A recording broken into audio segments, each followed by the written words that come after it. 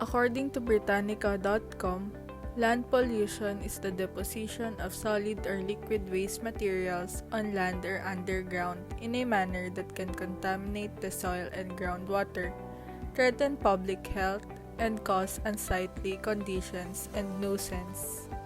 Waste materials that contribute to land pollution are commonly classified into three. First is municipal solid waste, or usually known as trash or garbage, which consists of the objects that are from home, establishments, and industrial facilities, like bottles, plastics, paper, food scraps, and the likes. Next is construction and demolition, include materials that are produced from the building. Renovating and demolition of different structures. Examples of these wood and metal objects: rubble, concrete, bricks, lumber, and such. Lastly, hazardous waste. This includes harmful substances and chemicals that are ignitable, corrosive, radioactive, or toxic, like petrol, motor oils, nuclear waste, cleaning chemicals, cyanide, and more. Some of the other causes of land pollution are A. Deforestation, B. Urbanization, C. Mining activities, D. Agricultural activities, and E. Improper waste disposal. Some of the countless effects of land pollution are polluted soil, endangerment, and extinction of species, increased air pollution, change in climate patterns, wildfires, groundwater poisoning, and habitat shifting. Land pollution in the Philippines dates years back. The Philippines before was known and loved for its beautiful and clean surroundings, which most adults gleefully tell stories of to children in this generation. There were minimal environmental problems related to land pollution and the likes because of the clean and green surroundings, but what once was clean became polluted. Here is a statement from a local citizen about how the Philippines was like back in the days in terms of cleanliness. When we were children, we would always go to Manila Bay and play. The coastline and the Rojas Boulevard were very clean. There were plenty of trees and the air was fresh. The seawater was not yet polluted, even the sewage water was clean unlike today. It's full of garbage. In today's time, the Philippines' land pollution became worse with the negative effects ranging from risking human health, polluted bodies of water, habitat loss, and species endangerment, to land degradation and climate change. MMDA disclosed in the report that the waste of the National Capital Region brings comparable to about 75,000 truckloads of trash. They also stated that as an effect, the following 3 landfills will be unusable in the following years: Quezon City Sanitary Landfill by 2021, Navotas Sanitary Landfill by 2026, and Rizal Provincial Sanitary Landfill by 2037. Overflowing landfills are detrimental to soil because the toxic chemicals releases will permeate the land, and it will further deteriorate than it already is. Other effects are the harmful gases they release, which release harmful chemicals into the air, which can contribute to acid rain. Once acid rain occurs, it does not only contaminate bodies of water, but it also removes nutrients and minerals from soil which are needed by plants and trees to grow, while causing harm to animals as well. Many areas in the Philippines are polluted with drastic amounts of plastic from different sources. like plastic bottles, plastic packaging, and other objects made from plastic that we are all familiar of. Most of plastic polluted places are found in the slums. According to an article by ecobusiness.com, the Philippines ranks as the world's third biggest polluter with 2.7 million tons of plastic generated each year. Plastic pollution affects human health and the land by the harmful chemicals it releases to the soil, its surroundings, which can then flow into groundwater and affect different water sources and the ecosystem.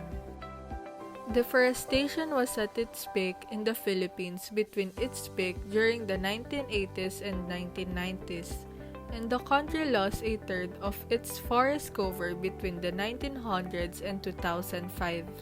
With the amount of the deforestation that had occurred in the country up until today, it has resulted to numerous problems that we face such as soil erosion, food insecurity, ethnic groups that have been forced to flee, loss of biodiversity, and more. Natural disasters are also known to have negative effects on the environment. Regarding land pollution, natural disasters like tornadoes and typhoons bring casualties, especially to buildings, which turn them into nothing more than debris that ends up scattered in various places. Trash can also be transported from one place to another as effect. Volcanic eruptions are also famous for its destructive process because lava indiscriminately burns everything in its path. This causes massive damage to the environment because forests are burned and destroyed, and nearby communities are also affected. Helen Keller once said, "Alone we can do so little, together we can do so much." Land pollution is a crisis that one cannot solve alone, but if we all work together, we can help in further lessening and preventing land pollution from happening. We can all help in improving our situation even in our own little ways, and together step by step. Plenty of farms nowadays often use pesticides and chemicals when they farm, so that the insects won't consume or destroy their crops. While these methods may be effective in preventing damage towards crops, it can also greatly affect the nutrient value of crops, degrade the soil, damage soil biomass, and may affect other non-targets. Using fewer pesticides and chemicals or avoiding its usage can prevent this from happening, and the crops harvested will be healthy and organic. Reforestation is being done by different organizations around the world to make up for the lost trees that deforestation has brought. This can help to prevent soil erosion, increase the amount of oxygen, provide food for wildlife, and restore habitats for aerial creatures and other species that reside in the forests. The 3 R's that we are all too familiar with should always be put into practice whenever and wherever we may be, at home, at school, at work, traveling, and more. We need to reduce the waste that we contribute as much as possible, because if we put it simply, waste generates pollution.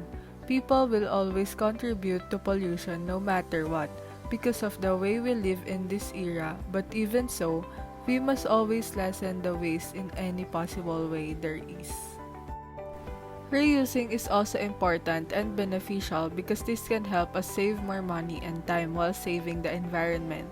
It reduces the remanufacturing of products, which requires raw materials that are derived from natural resources. For example, instead of throwing your jam or bread filling containers, you can clean and use them as a container for food, condiments, or any objects. Recycling is also well known for the wonders it does.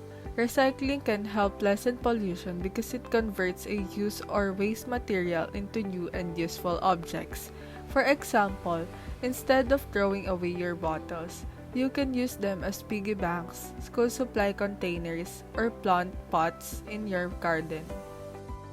Proper waste disposal and segregation. Proper waste disposal and segregation is crucial as this can make recycling easier while it lessens the amount of waste that goes to landfills. We often see garbage out in the streets, roads, in the water, and some even carried away by the wind. Remember that our little acts of carelessness can add up to the troubles of the environment and result into harm. If you have trash with you and you don't see a nearby garbage can, you can carry it until you find a place to properly dispose of it instead of throwing them out in the open. We can support environmental organizations in different ways, from sharing their advocacies, donating, and to volunteering. Environmental organizations help in monitoring, analyzing, and protecting our environment from harmful factors like abuse and misuse from humans and different forces. It's important to support them since they consist of individuals who share the same goal in protecting our environment and its occupants. Join cleanup drives in your communities. Joining cleanup drives in our local communities is also a big help in lessening pollution in any manner. This can also help the residents in the area live in a more comfortable and clean vicinity. We have interviewed people and documented different barangays regarding their movements towards maintaining cleanliness in their areas. Take a look at some of them.